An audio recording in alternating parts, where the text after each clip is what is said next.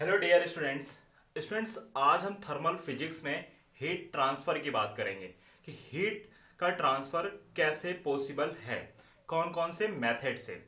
देखो स्टूडेंट्स, सबसे पहली बात, हीट एनर्जी वो एनर्जी होती है जो ट्रांसफर होती है, ठीक है, ड्यू टू टेम्परेचर डिफरेंस। ये चीज आपको क्लियर है। हीट एनर्जी एक ट्रांसफॉर्मेशन ऑफ एनर्जी है, ठीक है। कैसी energy? Kinetic energy of molecules, ठीक है। और ये तभी पॉसिबल हो पाती है जब दो बॉडीज के बिटवीन में टेम्परेचर डिफरेंस होता है। ये बात हमें पता है, ठीक है, और इसको हमने पहले भी डिस्कस कर लिया है स्टूडेंट्स, ठीक है। आज मैं आपको बताने वाला हूं मोड, वो मोड जिनके थ्रू एनर्जी का ट्रांसफर होता है, ठीक है। Heat energy can transfer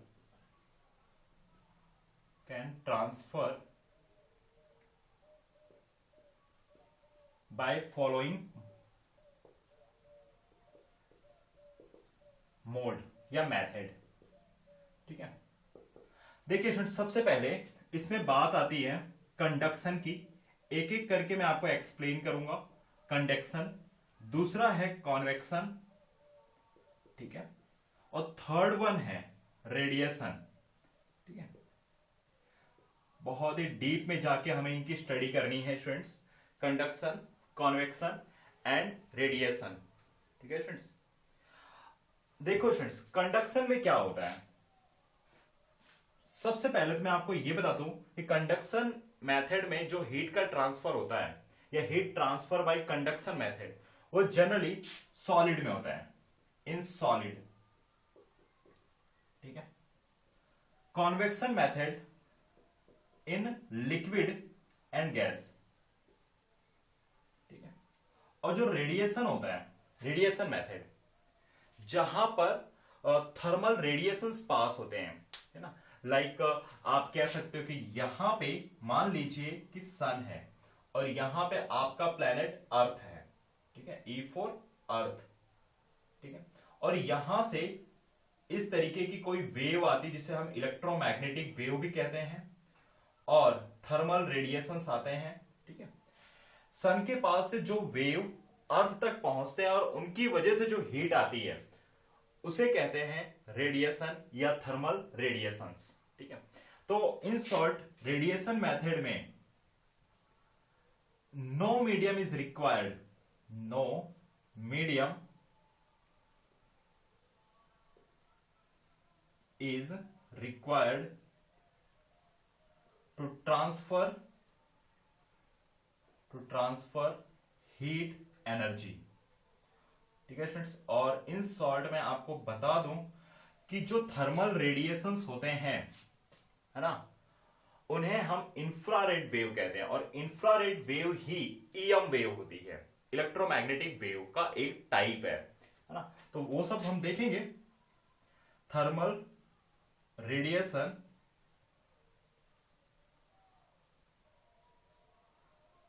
is called,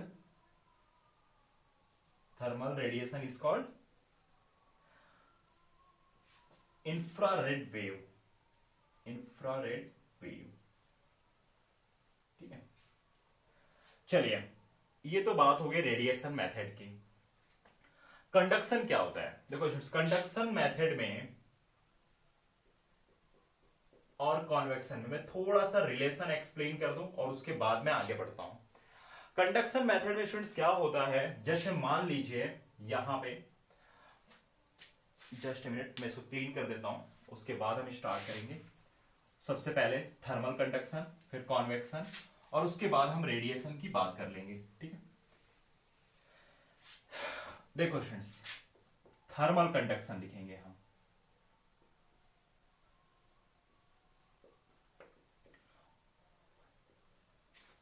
ठीक है। स्टूडेंट, सपोज करो आप यहां पे कि आपके पास एक रॉड है, इस तरीके का रॉड, ठीक है। इस रॉड में एक मेटल रॉड है, ऐसे लिख देता हूं मैं, मेटल रॉड, ठीक है। इस मेटल रॉड में बहुत सारे मॉलिक्यूल्स और पार्टिकल इस तरीके से अरेंज होंगे, है ना। और आपको पता है स्टूडेंट्स कि जो मेटल होते हैं, मेटल के अंदर बहुत सारे फ्री इलेक्ट्रॉन भी होते हैं, ठीक है। अब स्टूडेंट्स इसके किसी भी एक एंड पर, ये वाला एंड मान लीजिए ए है और ये वाला एंड आप ऐसे मान लीजिए कि बी है, और किसी भी एक एंड पर आप कंटिन्यू स्टूडेंट्स यहां पे हीट एनर्जी बर्नर के थ्रू आप सप्लाई करना चालू कर दो। ये आपका बर्नर है, क्या स्टूडेंट्स, बर्नर, ठीक है। और ये है हीट एनर्जी जो कि आप प्रोवाइड कर रहे हो, ठीक है। जब स्टूडेंट्स किसी भी एंड पर आप बर्नर के थ्रू हीट एनर्जी दोगे तो यहां पर जो भी मॉलिक्यूल्स होंगे, ये जो भी मॉलिक्यूल्स हैं, ठीक है, मेटल के, वो मॉलिक्यूल्स क्या करेंगे, काइनेटिक एनर्जी को गेन कर लेंगे।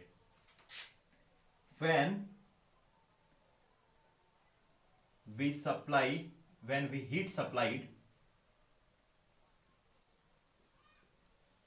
at one end of the conductor, at one end of the conductor,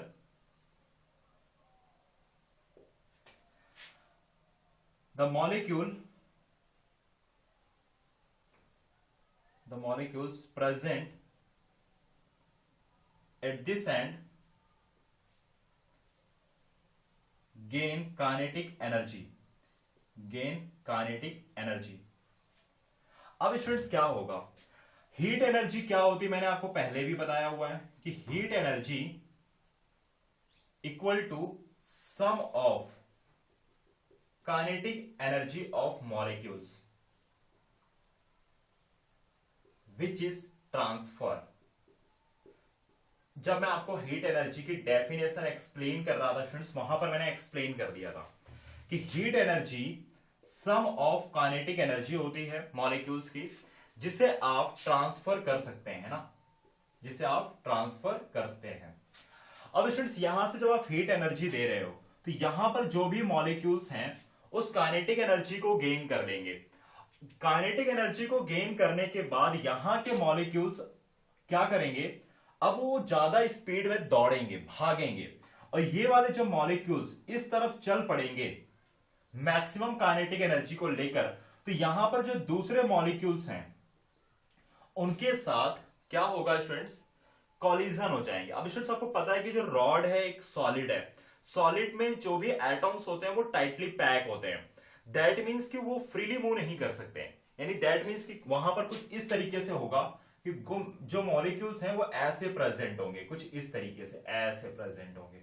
और स्टूडेंट्स जब आप यहां पर इस वाले मॉलिक्यूल्स को हीट एनर्जी प्रोवाइड कराओगे तो ये वाला जो पार्टिकल है वो इस तरीके से वाइब्रेट होगा, ठीक है, इस रेंज में वाइब्रेट होगा। जब ये वाला पार्टिकल वाइब्रेट होगा, वाइब्रेट क्यों होगा, क्योंकि उसके पास अब एडिशनल काइनेटिक एनर्जी आ गई है, और जब ये वाला पार्टिकल वाइब्रेट होगा तो वाइब्रेशन के ड्यूरिंग ये वाली एनर्जी यहां पर ट्रांसफर कर देगा, शेयर कर देगा, ठीक है। तो अब उसके बाद ये वाला जो पार्टिकल है, अब उसने भी क्या किया, एडिशनल जो काइनेटिक एनर्जी इसके पास थी इस वाले पार्टिकल ने इसको दे दिया, जिसकी वजह से ये वाला पार्टिकल भी वाइब्रेट होगा, और वाइब्रेट होने के बाद ये वाला पार्टिकल इस वाले पार्टिकल को काइनेटिक एनर्जी दे देगा, और इस तरीके से ये वाला पार्टिकल वाइब्रेट होगा, ठीक है ना। ये वाला पार्टिकल अब क्या होगा, वाइब्रेट होगा, बिकॉज यहां से काइनेटिक एनर्जी यहां पहुंच चुकी है और यहां से काइनेटिक एनर्जी अब यहां पर आ गई है, और जब ये वाइब्रेट होगा तो वो वाला पार्टिकल इसको एनर्जी दे देगा। इसी तरीके से यहां पर दी गई हीट एनर्जी, यहां पर दी जाने वाली हीट एनर्जी की वजह से जो मॉलिक्यूल्स हैं वो उनकी काइनेटिक एनर्जी बढ़ जाती है, और due to increase in kinetic energy their vibration is also increase. Solid के अंदर पार्टिकल ट्रांसलेटरी मोशन नहीं करते हैं, रोटेटरी मोशन नहीं करते हैं, वो सिर्फ और सिर्फ एनर्जी गेन करने के बाद वाइब्रेटरी मोशन करते हैं, है ना। तो आपको पता होना चाहिए इन सॉलिड या इन सॉलिड कंडक्टर, इस तरीके से मैं लिखता हूं, particles is vibrate after gain heat energy. Heat energy कैसे ट्रांसफर हो गई स्टूडेंट्स, आपको समझ में आया? Due to vibration motion heat energy is transfer in conductor. और स्टूडेंट्स इस तरीके से यहां से हीट एनर्जी जो आपने इस एंड पर दी है वो धीरे धीरे वो हीट एनर्जी कहां पहुंच जाती है, इस वाले एंड पर। इस एंड पर आपने काइनेटिक एनर्जी दी और सभी मॉलिक्यूल्स वाइब्रेट होकर वो हीट एनर्जी कहां पहुंचा देंगे, एंड बी पर। तो स्टूडेंट्स क्या होता है, कंडक्शन मेथड में हीट एनर्जी का ट्रांसफर हो रहा है बट मास का ट्रांसफर नहीं होता। तो आपको ध्यान रखना है इन थर्मल कंडक्शन मेथड,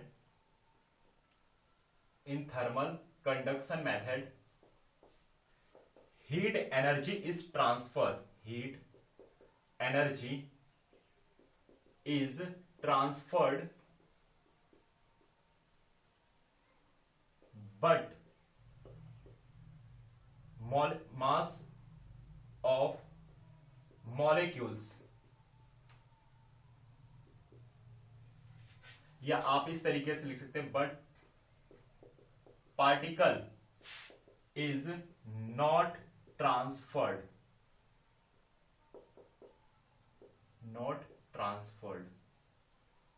समझ में आया स्टूडेंट्स? कंडक्शन मेथड में हीट एनर्जी का ट्रांसफर होगा बट पार्टिकल का ट्रांसफर नहीं होता है, बट मास ऑफ मॉलिक्यूल्स या आप कह सकते हो particle is not transferred, medium का ट्रांसफर नहीं होगा, सिर्फ और सिर्फ हीट एनर्जी का ट्रांसफर होता है थर्मल कंडक्शन मेथड में। और heat energy is transferred in conduction method due to vibratory motion. आप लिख लीजिए heat energy is transferred in conductor,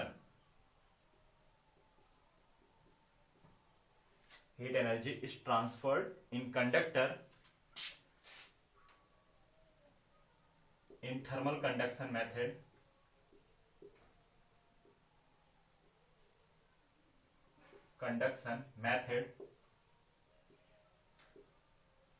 due to the vibratory motion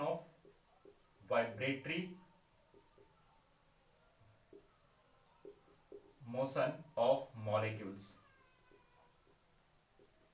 इसे आपको ध्यान में रखना है ना, ऐसे। तो कुछ बातें थी कंडक्शन, थर्मल कंडक्शन के लिए, तो आप इसे एक बार नोट कर लीजिए।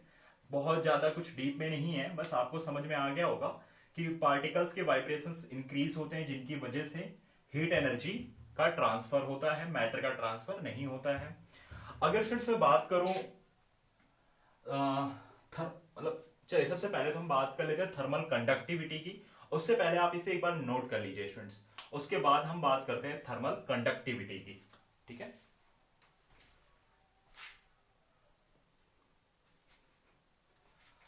ओके स्टूडेंट्स, अभी हम बात करते हैं थर्मल कंडक्टिविटी की। थर्मल कंडक्टिविटी को स्टूडेंट्स कैसे रिप्रेजेंट करते हैं, ठीक है। देखो स्टूडेंट्स, सपोज करो आपके पास एक आयरन का रॉड है और एक वुड है। ये एक आयरन का रॉड है और यहां पर एक वुड है ना। दोनों की हाइट सेम है, सपोज कर लो दोनों का जो विड्थ है वो भी सेम है, सब कुछ सेम है। लेकिन स्टूडेंट्स आप एक बात बताइए, किसकी थर्मल कंडक्टिविटी ज्यादा होगी? आयरन की थर्मल कंडक्टिविटी है ना वो ज्यादा होगी कंपेयर टू वुड की थर्मल कंडक्टिविटी के। ये बात आपको पता है, बिल्कुल बेसिक नॉलेज है। आपके घरों पे जो बर्तन यूज होते हैं है ना, तो आपने देखा होगा आपके घर में जैसे रोटी बनाने के लिए जो आप तवा यूज करते हो, तो जो तवा होता है स्टूडेंट्स वो आयरन का बना होता है, लेकिन उसका जो हैंडल है यहाँ पर लगा होता है, हैंडल बेसिकली आपने देखा हो तो वो वुड का होता है, ठीक है। और जब आप बर्नर पे यहां पर हीट एनर्जी देते हो, बर्नर के थ्रू जब आप यहां से हीट एनर्जी देते हो तो आप नोटिस करते हो स्टूडेंट्स कि यहां पे जो आयरन का तवा है ना, उस पर हीट एनर्जी कंटिन्यू इंक्रीज हो रही है, लेकिन ये जो वुड है जिसका वुड का हैंडल बना होता है जिसको आप पकड़ के रखते हो, तो वहां पर हीट एनर्जी नहीं होती है, या होती भी है तो बहुत ही कम होती है। इसके लिए आप कह सकते हो कि आयरन की थर्मल कंडक्टिविटी बहुत ज्यादा होती है compare to thermal conductivity of wood. ये चीज तो क्लियर हो गई। तो इन शॉर्ट आपको ये समझना है कि थर्मल कंडक्टिविटी क्या है। तो आपको ऐसे समझना है कि थर्मल कंडक्टिविटी मटेरियल की वो प्रॉपर्टी है जो हमें ये बताती है कि कौन सा मटेरियल कितनी हीट कंडक्ट करेगा। ठीक है ना, तो इस तरीके से आप लिख लीजिए, the ability of material, the ability of material to conduct heat, the ability of material to conduct heat। ठीक है, और इसको हम मेजर करते हैं, is measured by thermal conductivity, is measured by thermal conductivity के। समझ में आया स्टूडेंट्स? तो ये बिल्कुल बेसिक है कि आयरन की थर्मल कंडक्टिविटी ज्यादा होगी कंपेयर टू वुड। इसी तरीके से अगर आप आयरन और एल्यूमिनियम को देखेंगे तो एल्यूमिनियम की थर्मल कंडक्टिविटी थोड़ी सी कम होती है आयरन के कंपेयर में। एल्यूमिनियम एंड अगर आप स्टील के देखोगे, स्टील, तो स्टील की थर्मल कंडक्टिविटी ज्यादा होती है, एल्यूमिनियम की कम होती है ना। तो सभी मटेरियल के लिए जो थर्मल कंडक्टिविटी है वो डिफरेंट डिफरेंट होगी, अलग अलग होगी। ठीक है, चलिए थोड़ा सा आगे और बढ़ते हैं। यहां पे देखिए स्टूडेंट, सपोज करो आपके पास यहां पे एक रॉड है इस तरीके का, ये ऐसे रॉड है। ठीक है, यहां पर जो एरिया है, इस रॉड का जो एरिया है स्टूडेंट्स, ये वाला, ये एरिया ए है और ये वाला एरिया भी ए है, और ये जो लेंथ है स्टूडेंट्स वो एक्स है। ये लेंथ कितनी है? X. This is the conductor. ये क्या है स्टूडेंट्स? ये मान लेते हैं कंडक्टर है। ठीक है, अब स्टूडेंट्स क्या होगा यहां पे, इस कंडक्टर को आप टेम्परेचर यानी यहां पर एक हीट कंटिन्यू प्रोवाइड करना, किसी भी एक एंड पर आप मान लीजिए हीट प्रोवाइड करते हैं। ठीक है, और मान लीजिए कि यहां की हीट टेम्परेचर T1 है और यहां का टेम्परेचर T2 है। ये वाला जो एंड है, ये फर्स्ट नंबर का जो एंड है, यहां का टेम्परेचर T1 है और यहां का टेम्परेचर T2 है। और स्टूडेंट्स आप ऐसे मान लीजिए कि temperature T1 greater than temperature T2 है। अगर temperature T1 greater than T2 है तो हीट एनर्जी का जो ट्रांसफर है delta Q upon delta T, है ना। Delta Q upon delta T को आप क्या बोलोगे students? Transfer of heat energy, transfer of heat energy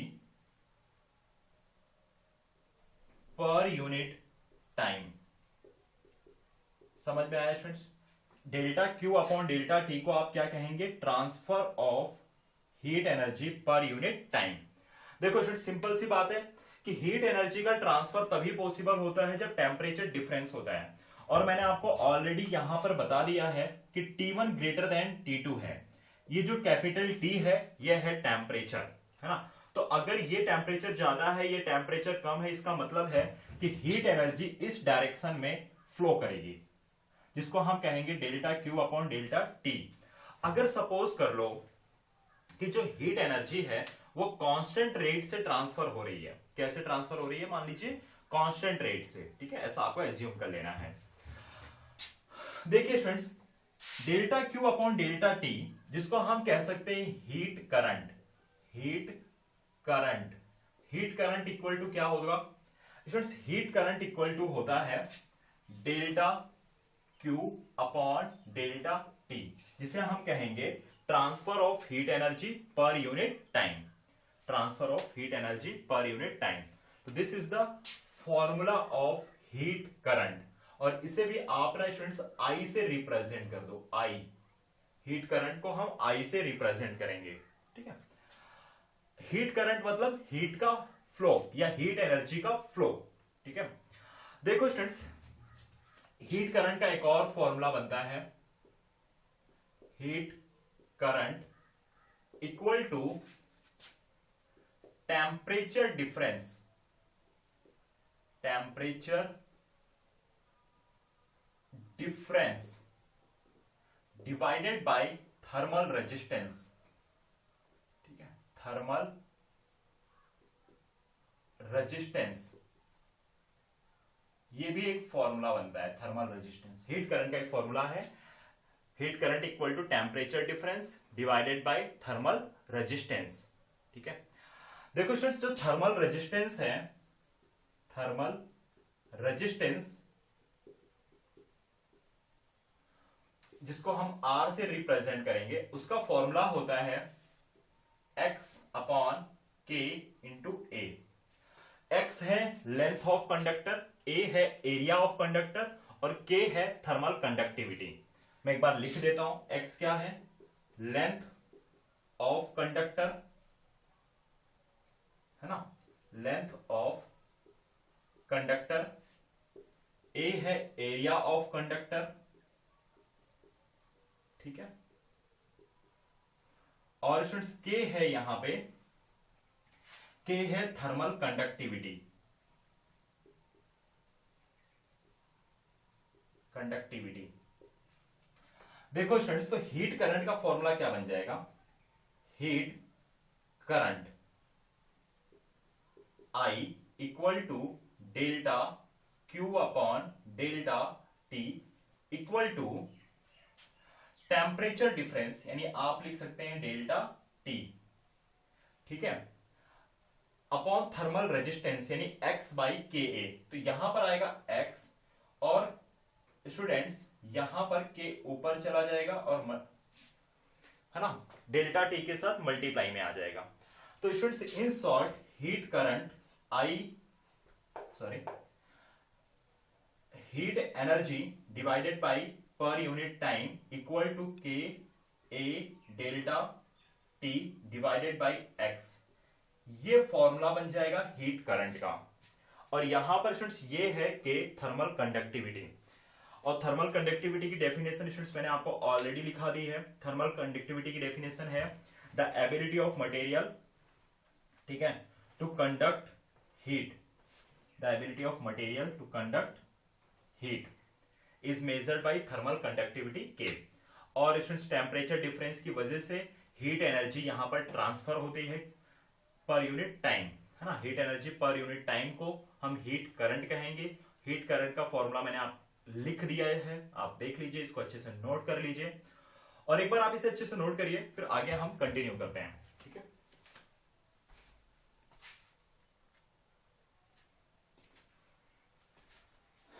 okay students, देखें यहां पे आगे बढ़ते हैं।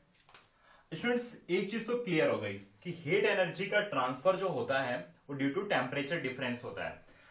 हीट एनर्जी हमेशा हाई टेम्परेचर एंड से दूसरे लोअर टेम्परेचर एंड की तरफ जाएगा। डायग्राम से क्लियर है कि जो हीट एनर्जी है वो T1 टेम्परेचर यहां पे ज्यादा है, यहां पे टेम्परेचर T2 कम है, तो जो हीट एनर्जी है वन एंड से एंड नंबर 2 की तरफ जा रही है।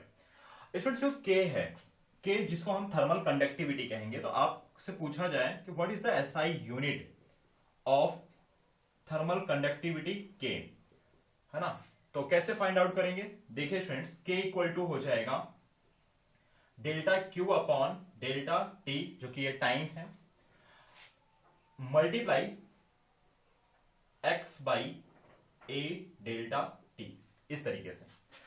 देखिए स्टूडेंट्स एसआई यूनिट क्या बनेगी यहां पे, delta Q upon delta T, यानी कि डेल्टा Q क्या है, हीट एनर्जी, और डेल्टा T यानी ये वाला टाइम है, तो यानी कि सेकेंड हो जाएगा, तो ये हो जाएगा joule per second multiply metre upon metre square into kelvin, K for kelvin, तो 1 मीटर से 1 मीटर कैंसिल हो जाएगा, और एसआई यूनिट बनेगा students joule per second metre into kelvin, जिसे आप ऐसे भी लिख सकते हैं joule second inverse, metre inverse और कैलविन इनवर्स, ठीक है, ऐसे समझ में आई बात students, joule per second per metre per kelvin, ठीक है। एक और तरीका है इस यूनिट को लिखने का, मैं यहां पर लिख देता हूं second, energy per unit time, energy per unit time power का फॉर्मूला होता है, आपको याद हो एनर्जी पर यूनिट टाइम किसका फॉर्मूला होता है, पावर का, और पावर का यूनिट होता है वैट, तो आप लिख सकते हैं वैट, ठीक है, पर मीटर इंटू कैलविन, है ना। जूल पर सेकेंड को आप कन्वर्ट कर दीजिए वैट में, तो वैट पर मीटर इंटू केल्विन, या आप ऐसे लिख सकते हो VAT metre inverse kelvin inverse. तो स्टूडेंट्स आपको ध्यान रखना है थर्मल कंडक्टिविटी का एसआई यूनिट आपके यूनिट एंड मेजरमेंट चैप्टर में भी पूछा जा सकता है कि what is the dimensional formula of thermal conductivity. तो स्टूडेंट्स आपको ये पता होना चाहिए कि एसआई यूनिट क्या होता है। अगर आपको एसआई यूनिट पता है तो आप डायमेंशनल फॉर्मूला थर्मल कंडक्टिविटी का फाइंड आउट कर सकते हैं। ठीक है स्टूडेंट्स, अब थोड़ा सा आगे बढ़ते हैं, और जो ये वाला टर्म है डेल्टा टी अपॉन एक्स, इसको हम कहते हैं थर्मल ग्रेडियंट। थर्मल ग्रेडियंट, ठीक है, मतलब लॉस इन टेम्परेचर पर यूनिट टाइम, है ना। आप कह सकते हो यहां पे लॉस इन टेम्परेचर पर unit time, sorry per unit distance, x है ना, तो एक्स क्या होता है, डिस्टेंस होता है, per unit distance of conductor या लेंथ ऑफ कंडक्टर कह सकते हैं आप। ओके स्टूडेंट्स, तो ये थर्मल कंडक्टिविटी मैं ऐसे उम्मीद करता हूं कि आपको समझ में आ गया होगा, और क्या फॉर्मूला होता है स्टूडेंट्स वो भी आपको क्लियर हो गया होगा। ठीक है, एक बात और आपको ध्यान रखनी है कि जो सॉलिड होते हैं, सॉलिड इज बेटर कंडक्टर, है ना। सॉलिड क्या होते हैं, बेटर कंडक्टर होते हैं लिक्विड के कंपेयर में, और जो लिक्विड होते हैं वो गैस के कंपेयर में बेटर कंडक्टर होते हैं। Solid is better conductor than liquid, and liquid is better conductor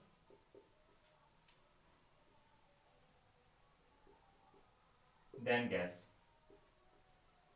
ठीक है, ये आपको पता रखना है।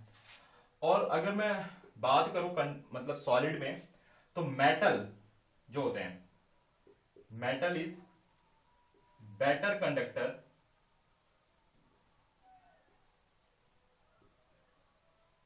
Then non metal. अब उसके पीछे रीजन क्या है, because metal have large number of free electron, large number of free electron, ठीक है, free electron, they can carry thermal energy, they can carry thermal energy from one end to other end। ठीक है, ये चीज आपको ध्यान में रखनी है। ओके स्टूडेंट्स, तो आप इसे एक बार नोट कर लीजिए और फिर आगे हम कंटिन्यू करते हैं। ठीक है, ओके स्टूडेंट्स, चलिए आगे बढ़ते हैं। अब हम बात करते हैं सीरीज एंड पैरेलल कनेक्शन के लिए। ठीक है, तो सबसे पहले हम बात करेंगे series connection, when two rods are connected in series. आप ऐसे भी कह सकते हैं students, series connection of rods. ठीक है, मान लीजिए कि ये एक रॉड है इस तरीके का, और ये एक दूसरा रॉड है। ठीक है, ये रॉड नंबर ए है, ये रॉड नंबर बी है, और इन दोनों को मैंने सीरीज में कनेक्ट कर रखा है। यहां का टेम्परेचर मान लीजिए T1 है, और यहां का टेम्परेचर T है, और यहां का टेम्परेचर T2 है। ठीक है स्टूडेंट्स, अब स्टूडेंट्स देखिए, करंट इलेक्ट्रिसिटी के जैसा ही यहां पर आपको थोड़ा सा समझ के चलना है। वहां पर भी आपको पता था कि जब कनेक्शन सीरीज हो तो करंट सेम होती है, यानी कि रेजिस्टेंस हो सकता है दोनों का अलग अलग। मैं लिख देता हूं, इस वाले का रेजिस्टेंस मान लेते हैं कि RA है, और इसका रेजिस्टेंस आप मान लीजिए कि RB है। दोनों का रेजिस्टेंस डिफरेंट है, ठीक है ना। और स्टूडेंट्स अभी देखिए, ये जो फर्स्ट रॉड है, इसका अगर आप टेम्परेचर डिफरेंस देखिए तो डेल्टा T1 जो कि इक्वल टू होगा T1 माइनस T। ठीक है, अगर मैं इस वाले रॉड की बात करूं तो इसका थोड़ा सा गड़बड़ हो गया, ऐसे लिख लीजिए, और इसका है डेल्टा T2। डेल्टा T2, ठीक है ना। पहले रॉड का टेम्परेचर डिफरेंस क्या है, डेल्टा T1, दूसरे रॉड का टेम्परेचर डिफरेंस क्या है, डेल्टा T2। लेकिन यहां पर जो हीट करंट होगी वो क्या होगी, constant. Heat current is constant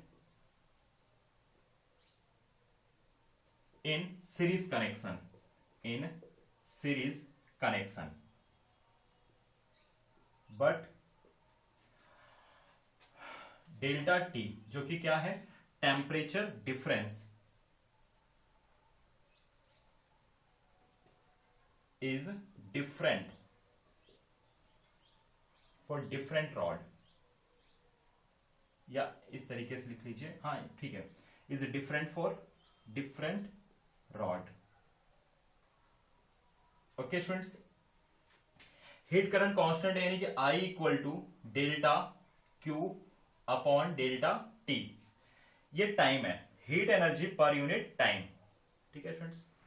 अब देखिए स्टूडेंट्स, यहां पे थोड़ा ध्यान से देखिएगा कि आप इस तरीके से लिखिए, डेल्टा T1 मतलब क्या, डेल्टा T1 का मतलब होता है स्टूडेंट्स यहां पे कि T1 माइनस स्मॉल टी, ठीक है, ये आपको पता होना चाहिए। ओके, तो डेल्टा T1 इक्वल टू आप लिख सकते हैं I इंटू RA, और इसको आप लिखिए T1 minus T, according to ohms law जा रहे हैं स्टूडेंट्स हम यहाँ पे, I इंटू RA, इसको आप दे दीजिए इक्वेशन नंबर 1, ठीक है। चलिए थोड़ा सा आगे बढ़ते हैं। ये फर्स्ट रॉड के लिए लिखा हमने, ये जो फॉर्मूला था स्टूडेंट्स यहां पर वो फर्स्ट रॉड के लिए है। अब हम इसी तरीके से बात करते हैं सेकंड रॉड की। तो स्टूडेंट्स यहां पे एक और चीज देखिए, डेल्टा T2 इक्वल टू होगा T माइनस T2, है ना। T1 ग्रेटर देन क्या है, T1 ग्रेटर देन T है, और T ग्रेटर देन T2 है। तो इसके लिए यहां पर होगा capital T minus capital T2, है ना। चलिए स्टूडेंट्स, तो अकॉर्डिंग टू ohms लॉ आपको एक चीज और पता है कि I इंटू RB क्या है, रेजिस्टेंस ऑफ कंडक्टर B। तो आप लिख सकते हैं T minus T2 equal to I into RB, this is the equation number 2। Students एक काम करिए, इक्वेशन 1 एंड इक्वेशन 2 को ऐड कर दीजिए, ऐड। जब आप स्टूडेंट्स इक्वेशन 1 एंड 2 को ऐड करेंगे तो आपको मिलेगा T1 माइनस T2, ठीक है ना। यहां पर माइनस T है और यहां पे प्लस T है, कैंसिल हो जाएगा, और ये हो जाएगा I कॉमन ले लीजिए, तो RA प्लस RB, यानी कि change in temperature equal to I R equivalent, ठीक है। तो सीरीज कनेक्शन में R इक्वेलेंट क्या होगा, R1 प्लस R2, और अगर आप इसी तरीके से n नंबर तक जाएंगे तो this is the formula of equivalent resistance, ठीक है, when rods are connected in series, ठीक है स्टूडेंट्स। तो इजी है, ज्यादा डीप में जाने की जरूरत नहीं है, आपको पता है, आपने करंट इलेक्ट्रिसिटी पढ़ा हुआ है, तो ऑलमोस्ट चीजें यहां पर वैसी ही मैच होती हैं। अब मैं बात करता हूं पैरेलल कनेक्शन की, एक बार आप इसे नोट कर लीजिए स्टूडेंट्स, ठीक है। ओके स्टूडेंट्स, चलिए आगे कंटिन्यू करते हैं। और सपोज करो कि यही रॉड पैरेलली कनेक्टेड है ना। कैसे कनेक्टेड है, पैरेलल में, इस तरीके से। ये है आपका rod A,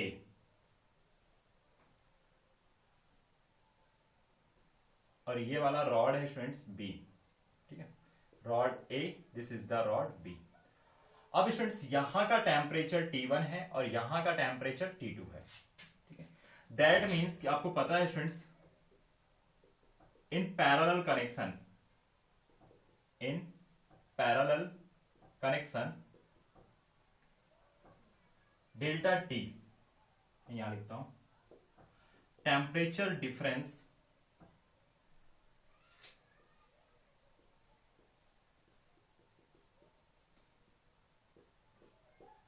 is constant both end of the conductors, है ना, एक कंडक्टर्स नहीं है, बहुत सारे conductors, both end of the all conductors, ऐसे लिख लीजिए, ऑल कंडक्टर्स, ठीक है फ्रेंड्स। बट क्या, but heat current is different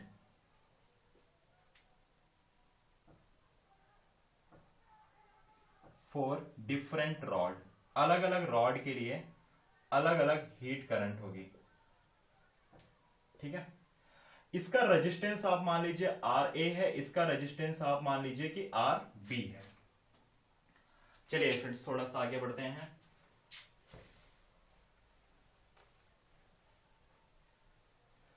देखिए फ्रेंड्स, I1 इक्वल टू क्या होगा, I1 इक्वल टू होगा delta Q1 upon delta T, और I2 इक्वल टू होगा delta Q2 upon delta T। Friends ये जो डेल्टा Q है ये हीट एनर्जी है, क्या है, heat energy per unit time.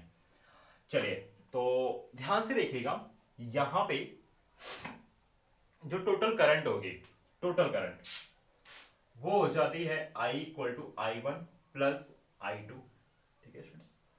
अब आपको पता है फ्रेंड्स कि एक फॉर्मूला और होता है डेल्टा टी।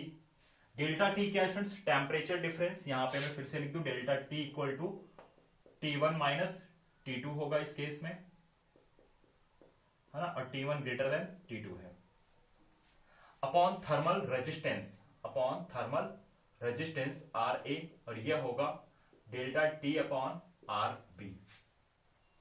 तो यहां पर लिखिए फ्रेंड्स, यहां पर होगा डेल्टा T अपॉन RB, या R इक्वेलेंट भी कह सकते हैं आप इसको, delta T upon RA plus delta T upon RB। Delta T से डेल्टा T कैंसल हो जाएगा क्योंकि कांस्टेंट है, तो 1 upon RP equal to 1 upon RA plus 1 upon RB। Students अगर n नंबर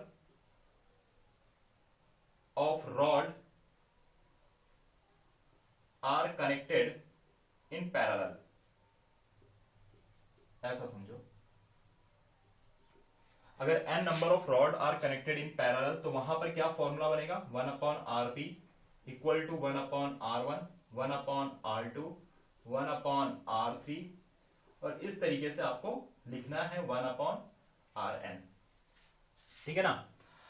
तो स्टूडेंट्स जब पैरेलल कनेक्शन होता है रॉड का तो वहां पे इस तरीके का फॉर्मूला आपको मिल जाएगा इक्विवेलेंट रेजिस्टेंस फाइंड आउट करने के लिए, ठीक है ना स्टूडेंट्स। तो heat transfer in conductor bye conduction method, ये और बेहतर तरीके से आपको समझ में आएगा जब नेक्स्ट लेक्चर में मैं कुछ एग्जांपल्स करवाऊंगा थर्मल कंडक्शन के बेस पर, ठीक है। तो वहां पर आपको और बेहतर तरीके से क्लियर हो जाएगा, ठीक है, कि जो फॉर्मूले आज मैंने आपको बताए हैं उन्हें कैसे यूज करना है, और साथ ही साथ सीरीज पैरेलल कनेक्शन का यूज कैसे करना है। ओके स्टूडेंट्स, तो एक बार आज आप नोट बनाओ, नोट्स में सारी चीजें नोट कर लीजिए, और फिर इनके बेस पर हम कुछ एग्जांपल्स नेक्स्ट लेक्चर में डिस्कस करेंगे। Okay friends.